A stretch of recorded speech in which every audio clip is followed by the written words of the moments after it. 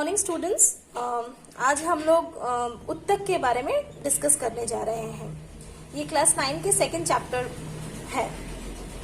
तो जैसे आपने पहले क्लासेस में आप लोग पढ़ चुके हैं कि कोशिका कोशिका क्या है। कोशिका है जीवन की इकाई, यानी हमारे पूरे पृथ्वी में जितनी भी जीवित वस्तुएं हैं वो कोशिकाओं से बनी हैं। तो आज हम देखेंगे उत्तक क्या है। उत्तक है समान उत्पत्ति एवं संरचना एवं कार्यों वाली कोशिका, यानी यह एक ऐसी कोशिकाओं का समूह है, या फिर अगर हम आसान शब्दों में कहें कि उत्तक क्या है, उत्तक है कोशिकाओं का समूह जो कि समान उत्पत्ति एवं उसकी संरचना भी एक ही होगी और उनका कार्य भी एक होगा। ऐसे कोशिकाओं के समूह को हम क्या कहते हैं, उत्तक कहते हैं। अच्छा, यहाँ पर आप लोग देखिए, ये क्लासेस में मैंने भी कई बार कर चुकी हूँ कि कोशिकाओं के समूह को कहा जाता है उत्तक, उत्तकों के समूह को कहा जाता है ऑर्गन यानी अंग, और अंगों के समूह को कहा जाता है अंग तंत्र, जिससे कि एक ऑर्गेनिज्म का निर्माण होता है। और एक छोटा सा लाइन ऐड करना चाहूंगी कि जीवन विज्ञान के जिस शाखा में उत्तकों के बारे में पढ़ा जाता है उसे हिस्टोलॉजी कहा जाता है। तो हम लोग को पता चल गया है कि उत्तक क्या है। उत्तक है कोशिकाओं का वो समूह जिसकी समान उत्पत्ति है, एक ही तरह का संरचना है एवं कार्य भी उसका एक ही है। तो उस हिसाब से जैसे कि हम लोग को पता है कि पृथ्वी दो भागों में विभक्त है। अगर हम लोग अभी मॉडर्नाइज तरीके से देखें कि पृथ्वी दो भागों में बटा है। एक है प्लांट यानी उद्भिद जगत और एक है प्राणी जगत। तो हम आज डिस्कस करेंगे उद्भिद जगत के बारे में। तो उद्भिद यानी पेड़ पौधे कैसे उत्तक से बने हैं, या फिर पेड़ पौधों में ऐसे उत्तकों क्या क्या ऐसे उत्तक हैं। तो आज अगर देखेंगे प्लांट टिश्यू या फिर पादप उत्तक, तो पादप उत्तक दो प्रकार के होते हैं, एक है मेरिस्टेमेटिक टिश्यू और एक है परमानेंट टिश्यू। अच्छा, अब है आप लोगों को पता है कि एक छोटा सा बीज होता है, उसको बीज को जब हम लोग जर्मिनेट यानी जब उसको हम अंकुरित करने देते हैं, उसके बाद वो अंकुरित होता है। अंकुरित होने के बाद उसको मिट्टी में लगाने के बाद वो छोटा सा पौधा निकलता है। पौधे निकलने के बाद वो धीरे धीरे बड़ा होकर एक पेड़ बनता है। तो इसका मतलब उस छोटे से बीज से एक पौधे का निर्माण होना, यानी उसके अंदर ऐसी कोशिकाएं हैं जो निरंतर विभाजित हो रही हैं। या फिर जब पूरा बड़ा पेड़ हो जाता, पेड़ बनने के बाद और शायद विभाजित जब नहीं करता है तब यानी उसके अंदर जो कोशिकाएं होती है उसके दूसरे अलग कोई काम होते हैं। तो यानी उस हिसाब से हम कह सकते हैं कि प्लांट में या फिर पेड़ पौधों में दो तरीके के उत्तक पाए जाते हैं। एक है प्रविभाजी उत्तक और एक है स्थायी उत्तक। प्रविभाजी उत्तक किसको कहेंगे? जो उत्तक निरंतर विभाजित होते रहते हैं, हमेशा वो लोग विभाजित कंटिन्यूअसली विभाजित हो रहे हैं और जो कि पेड़ों की वृद्धि में उसका काम है, यानी लंबाई चौड़ाई मोटाई इसमें ये सहायक होते हैं। तो मेरिस्टेमेटिक टिश्यू क्या है या प्रविभाजी उत्तक क्या है? ऐसे उत्तक जो निरंतर विभाजित होते रहते हैं। और परमानेंट उत्तक क्या है, यानी स्थायी उत्तक। स्थायी उत्तक ऐसे उत्तक होते हैं, यानी कह सकते हैं मेरिस्टेमेटिक उत्तक ही परमानेंट उत्तक बनते हैं। कब? जब वो विभाजन करने की क्षमता को खो देते हैं, यानी ऐसे मेच्योर सेल या फिर ऐसे वयस्क कोशिकाएं जो कि अपना विभाजन करने की क्षमता को खो देती हैं, वो बाद में और विभाजन नहीं कर पाते, जाके बन जाते हैं परमानेंट टिश्यू यानी स्थायी उत्तक। तो अभी हम और थोड़ा सा देखेंगे कि मेरिस्टेमेटिक यानी प्रविभाजी उत्तक क्या है, ये कहाँ कहाँ पाए जाते हैं और इनका क्या काम है। तो सबसे पहले प्रविभाजी उत्तक। नॉर्मली प्रविभाजी उत्तक क्या होते हैं? स्फेरिकल यानी बॉल की तरह होते हैं, ओवल यानी थोड़े अंडे के टाइप के होते हैं, और पॉलीगोनल यानी बहुत सारी, पॉलीगोनल मतलब इस टाइप का कुछ, ठीक है, और रेक्टेंगुलर यानी ऐसे भी हो सकते हैं। तो इनका अगर शेप देखा जाए तो ये गोल आकृति के भी हो सकते हैं, ये अंडे की तरह भी हो सकते हैं, और ये इस तरह और इस आकृति की तरह भी हो सकते हैं। अच्छा, नॉर्मली प्रविभाजिक उत्तक क्या होते हैं? वो एक दूसरे के साथ बहुत टाइटली जुड़े होते हैं, यानी एक कोशिका दूसरे कोशिका के साथ बहुत, यहाँ पर आप लोग देख सकते हैं, एक कोशिका दूसरे कोशिका के साथ बहुत टाइटली एक दूसरे से जुड़े हैं। इनके बीच में, दोनों कोशिकाओं के बीच में जो इंटरसेलुलर स्पेस, यानी इंटरसेलुलर स्पेस किसको कहा जाता है? दो कोशिकाओं के बीच में जो जगह, इंटरसेलुलर स्पेस नहीं के बराबर है। और क्योंकि ये विभाजित करने की क्षमता है इसमें, तो ऐसी कोशिकाओं में जो विभाजित कर सकती है यानी वो जीवित कोशिकाएं होंगी। एक दूसरा नंबर, इसमें बहुत सारा साइटोप्लाज्म यानी कोशिका द्रव्य होना चाहिए, और न्यूक्लियस यानी केंद्रक का होना भी चाहिए। यानी अगर हम देखें कि मेरिस्टेमेटिक या प्रविभाज्य उत्तक का कुछ कैरेक्टर हिसाब से अगर देखेंगे, तो ये कोशिकाएं क्या होती है, एक दूसरे के साथ बहुत टाइटली सटे हुए होते हैं। इनके अंदर बहुत सारा कोशिका द्रव्य या फिर जीव द्रव्य होता है, और न्यूक्लियस भी पाया जाता है। ये जीव द्रव्य और न्यूक्लियस होने की वजह से ही ये बहुत बार बार विभाजित हो सकते हैं। ये इसका मेन कैरेक्टर है। अच्छा, अब है ये प्रविभाज्य उत्तक, यानी जो उत्तक बार बार विभाजित, जो कोशिका बार बार विभाजित हो सकते हैं, तो इनको कहा जाता है प्रविभाज्य उत्तक। अब ये कहाँ कहाँ पाए जाते हैं, तो ये मैंने एक डायग्राम बनाया हुआ है। इसको अगर आप अभी इसके पहले एक थोड़ा सा नॉर्मल एक पेड़ का डायग्राम देख लेते हैं हम लोग। अच्छा, आप लोगों को ये पता है, ये अगर मिट्टी है, ये है हमारा जड़,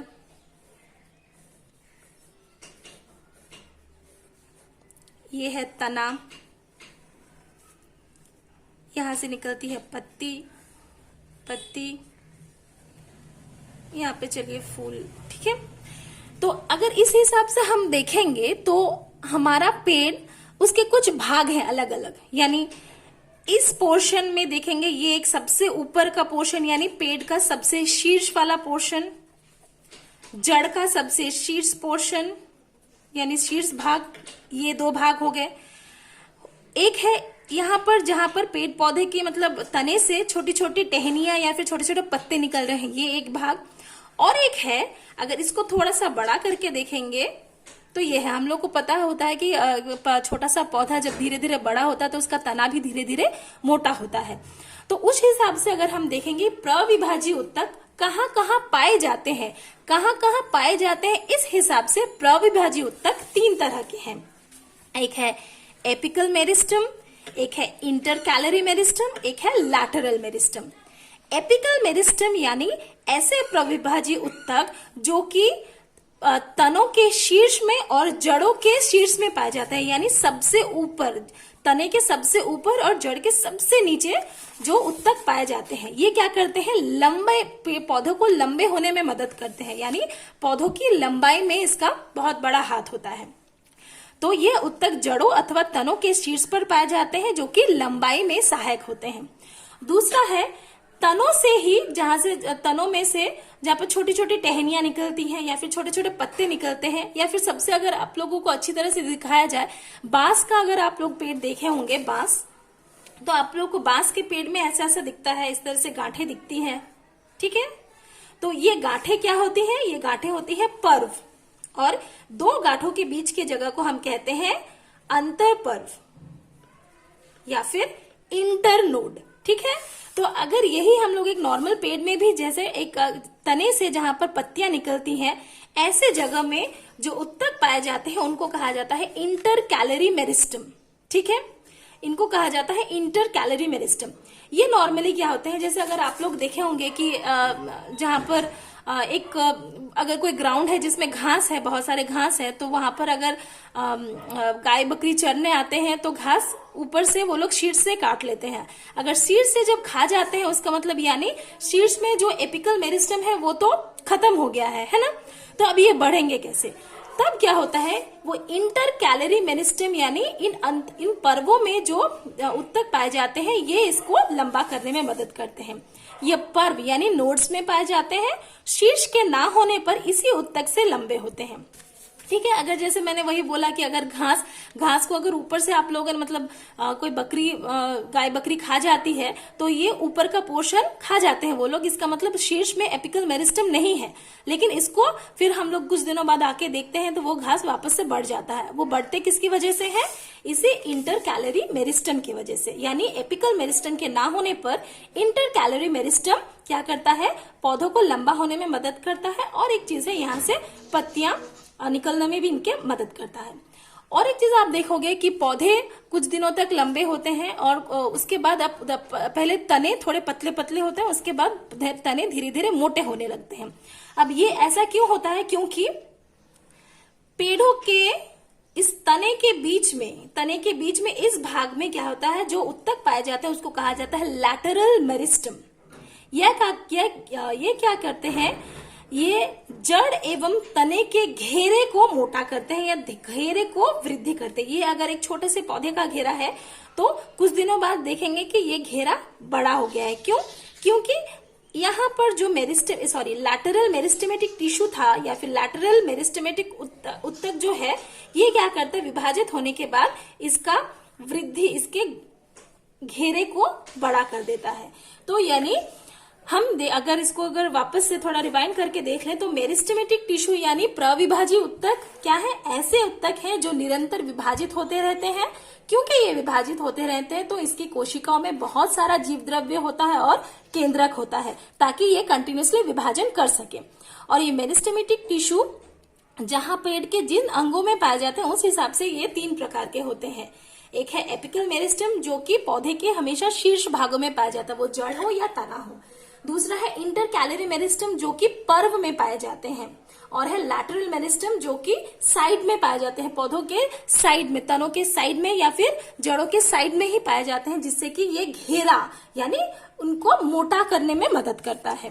अच्छा, अब नेक्स्ट है परमानेंट टिश्यू।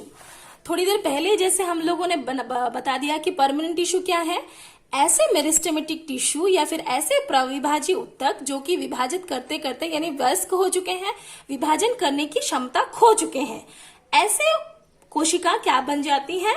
ऐसे कोशिकाओं का समूह क्या बनता है? Permanent tissue. यानी स्थायी उत्तक उस मैच्योर वयस्क सेल से बने होते हैं जो कि विभाजन की क्षमता को खो चुकी होती है। अब क्या है, परमानेंट टिश्यू के भी 2 प्रकार हैं। इसका मैं आप लोगों को फ्लो चार्ट एक फोटोकॉपी भेज दूंगी।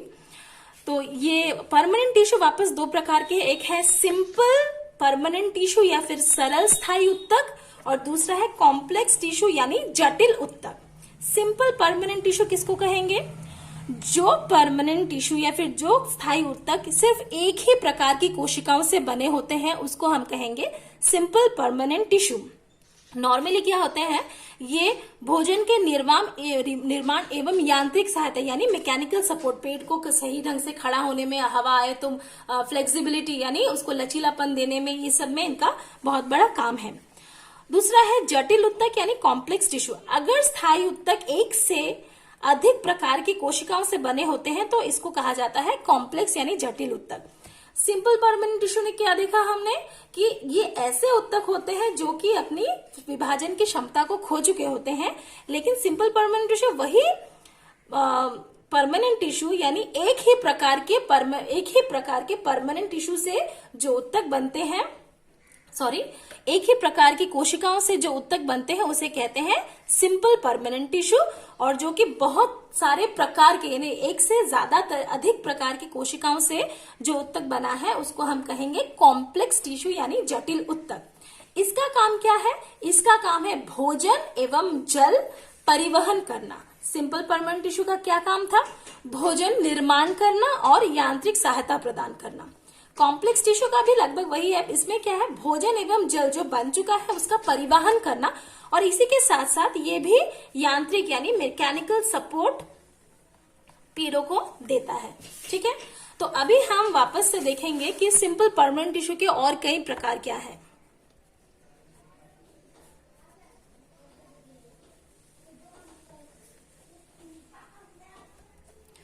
सिंपल परमानेंट टिश्यू यानी सरल स्थायी उत्तक, ये वापस से 3 तरह के हैं। एक है पैरेन्काइमा, दूसरा है कोलेन्काइमा, तीसरा है स्क्लेरेन्काइमा। अब ये नॉर्मली पेड़ में किस जगह पर पाए जाते हैं या फिर कौन सा काम करते हैं इस बेसिस पर ये है। पैरेन्काइमा क्या है, ये पूरे पेड़ में पाया जाता है, पूरे पौधे में, पौधे के हर एक भाग में पाया जाता है। नॉर्मली इसकी कोशिकाएं ओवल यानी अंडाकार होती हैं। साइटोप्लाज्म थोड़ा बहुत पाया जाता है, और ये लोग कभी कभार ऐसा भी हो सकता है कि टाइटली भी, मतलब टाइट एक दूसरे से सटे भी हो सकते हैं, कभी कभार ऐसा भी होता है कि ये एक दूसरे से खुले खुले हुए जुड़े होते हैं। एक दूसरा है पेरेन्काइमा की कोशिकाओं में थोड़ा बहुत क्लोरोफिल पाया जाता है। क्लोरोफिल यानी आप लोग पढ़ चुके हैं कि कोशिका के चैप्टर में क्लोरोफिल के अंदर एक रंजक होता है, यानी कलर पाया जाता है जो कि हरे रंग का होता है, यानी पेड़ पौधे को जो हरा रंग देते हैं तो वो क्लोरोफिल कहलाता है। तो पेरेन्काइमा की कोशिकाओं में थोड़ा बहुत क्लोरोफिल पाया जाता है, तो वो क्लोरोफिल क्योंकि पेरेन्काइमा कोशिका में पाया जाता है इसीलिए इसका नाम है क्लोरेन्काइमा। जिस कोशिका में पेरेन्काइमा की जिस कोशिका में क्लोरोफिल पाया जाता है उसको कहते हैं हम क्लोरेन्काइमा। तो इसका क्या काम है? इसका काम है भोजन निर्माण करना, ठीक है, भोजन बनाना। अच्छा, दूसरा है कभी कभार आप ऐसे देखोगे कि पानी में ऐसे बहुत सारे पेड़ पौधे हैं जो कि तैरते रहते हैं, यानी वाटर हाइसिंथ जो एक एग्जाम्पल है, वाटर हाइसिंथ, ठीक है। वाटर हाइसिंथ आप लोग देखे हुए कि ऐसे बहुत सारे तालाब में लाइट पर्पल कलर का एक फूल होता है, ग्रीन कलर का छोटा छोटा पेड़ होता है, और वो पानी में तैरते रहते हैं, ठीक है।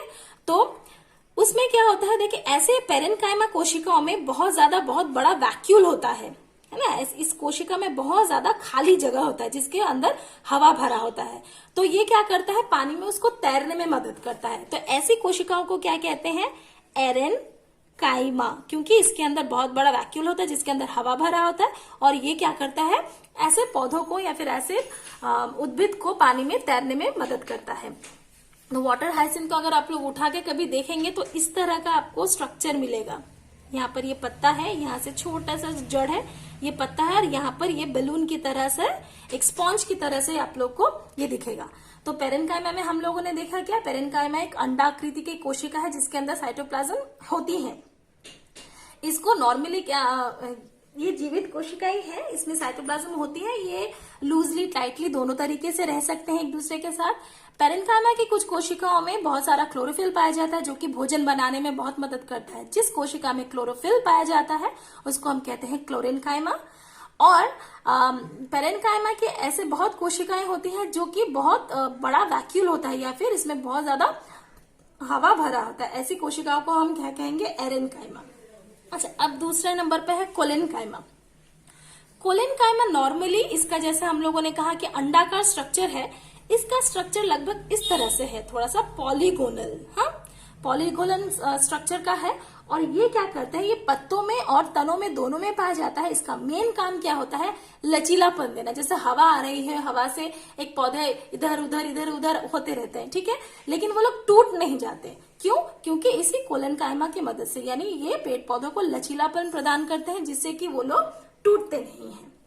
अच्छा, तीसरा है स्क्लेरेन्काइमा। स्क्लेरेन्काइमा इसका अर्थ ही है सख्त या फिर पत्थर जैसा, ठीक है। यानी हम कह सकते हैं ये एक ऐसी कोशिका है जो कि लगभग मृत है, यानी इनमें कोई साइटोप्लाज्म यानी प्रोटोप्लाज्म नहीं होता है, कोई जीव द्रव्य या फिर कोई न्यूक्लियस नहीं होता है, कोई केंद्रक नहीं होता है, कोई दूसरे कोशिका अंगाणु नहीं होते हैं, जीव द्रव्य नहीं होता है, यानी ये मृत कोशिका है। इसमें क्या होता है, जो कोशिका दीवार होती है वो बहुत मोटी होती है, कोशिका दीवार बहुत मोटी होती है। ये नॉर्मली क्या होता है, प्रोटेक्ट करने के काम में आता है, यानी ये पेड़ पौधों को प्रोटेक्ट करता है। ये कहां पर पाया जाता है, आप लोग अगर देखेंगे कि बीज, ठीक है, सॉरी, स्क्लेरेन्काइमा का अर्थ क्या है, ये स्क्लेरेन का मतलब है बहुत सख्त पत्थर जैसा होना। इसमें क्या होता है, इन कोशिकाओं में, स्क्लेरेन्काइमा की कोशिकाओं में प्रोटोप्लाज्म यानी कोशिका द्रव्य या जीव द्रव्य नहीं होता है, ये मृत कोशिकाएं होती है, और ये क्या करती है, प्रोटेक्शन का काम करती हैं। जैसे कि सीड, बीज के ऊपर आप हमेशा देखते हैं कि एक सख्त लेयर होती है जो कि बीज को प्रोटेक्ट करती है। ये किससे बनी है, स्क्लेरेन्काइमा से। हस्क ऑफ कोकोनट यानी जो नारियल का जो छिलका होता है वो भी किससे बना होता है, यही स्क्लेरेन्काइमा से। जूट फाइबर, जूट का जो रेशा होता है वो किससे बना होता है, ये स्क्लेरेन्काइमा से। ये लगभग नॉर्मली स्क्लेरेन्काइमा का काम क्या है, प्रोटेक्ट करना, यानी उसके पेड़ पौधों की रक्षा करना। अच्छा, अब हम लोगों ने देखा है कि सरल स्थायी उत्तक के 3 प्रकार हैं, पेरेन्काइमा, कोलेन्काइमा और स्क्लेरेन्काइमा। पेरेन्काइमा पूरे पेड़ पौधे में हर जगह पर पाया जाता है। क्लोरेन्काइमा पत्तों और स्टेम में पाया जाता है, यानी पत्तों और तनों में पाया जाता है। स्क्लेरेन्काइमा ऐसे जगहों पर पाया जाता है जहां पर जिसको प्रोटेक्ट करना है, जैसे सीड यानी बीज पर, कोकोनट के छिलके, नारियल के छिलके पर, जूट के रेशों में। ठीक है, अभी हम वापस डिस्कस करेंगे कॉम्प्लेक्स परमानेंट टिश्यू।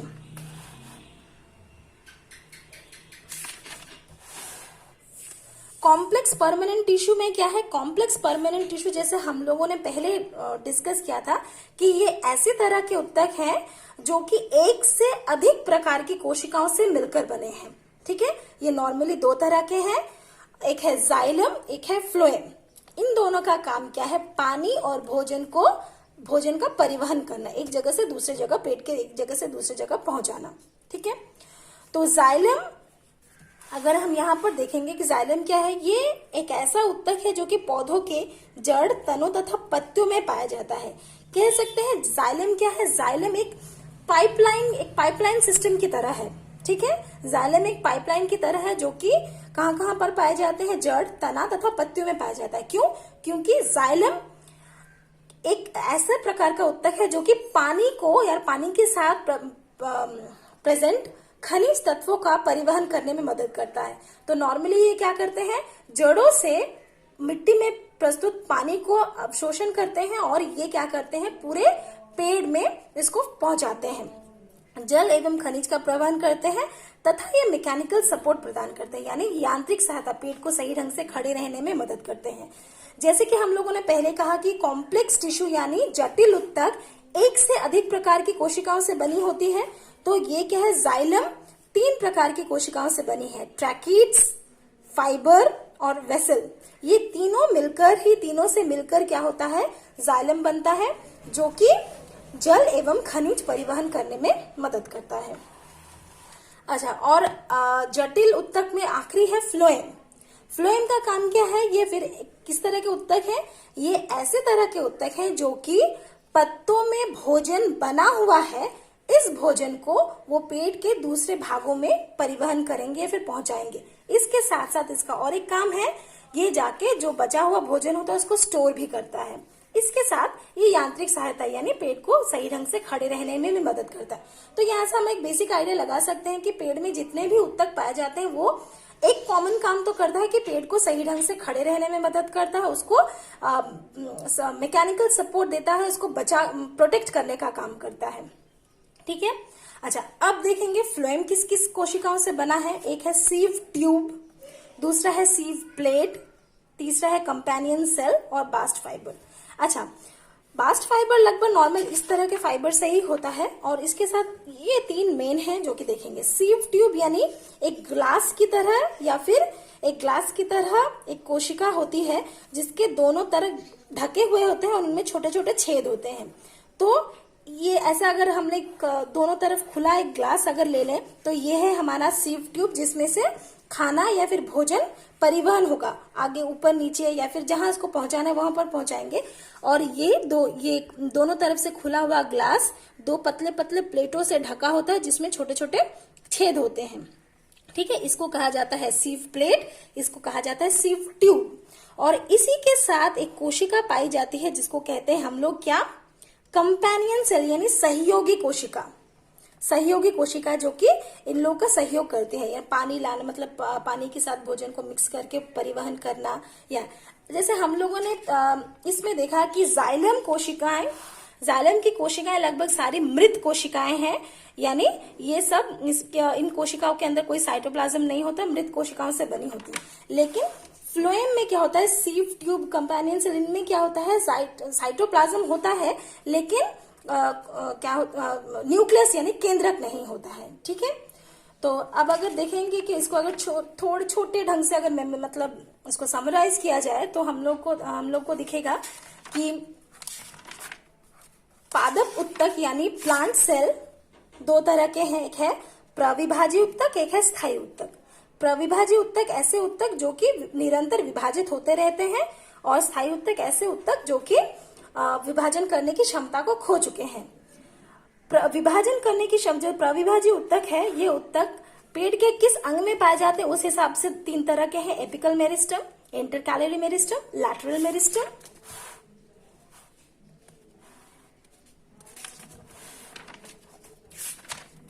और परमानेंट उत्तक दो प्रकार के हैं, सिंपल परमानेंट, ऐसे उत्तक जो कि सिर्फ एक ही प्रकार की कोशिकाओं से बनी होती है। ये वापस तीन तरीके के होते हैं, पेरेन्काइमा, कोलेन्काइमा और स्क्लेरेन्काइमा। और कॉम्प्लेक्स यानी जटिल उत्तक ऐसे उत्तक होते हैं जो कि एक से ज्यादा प्रकार की कोशिकाओं से बने होते हैं, जैसे जाइलम और फ्लोएम। जाइलम क्या करता है, पानी और खनिज को परिवहन करने में मदद करता है और इसी के साथ साथ मैकेनिकल सपोर्ट यानी यांत्रिक सहायता देता है। क्योंकि जैसे कहा गया कि ये एक से अनेक प्रकार की कोशिकाओं से बना होता है, तो जाइलम किस किस से बना होता है, ट्रैकिड्स, फाइबर और वेसल। इसको हिंदी में भी लगभग इसी नाम से बुलाया जाता है। और फ्लोएम है, फ्लोएम चार तरह की कोशिकाओं से बना है, sieve tube, sieve plate, companion cell और बास्ट फाइबर। ठीक है, तो मेनली ये तीनों ही काम करते हैं। फ्लोएम की कोशिकाएं जीवित हैं। ठीक है, अब इसके बाद मैं आप लोगों को कुछ क्वेश्चन भेज दूंगी, तो अगर हो सके उसका आंसर कर देंगे। और नेक्स्ट वीडियो में हम लोग प्राणी उत्तक के बारे में डिस्कस करेंगे। Okay, thank you.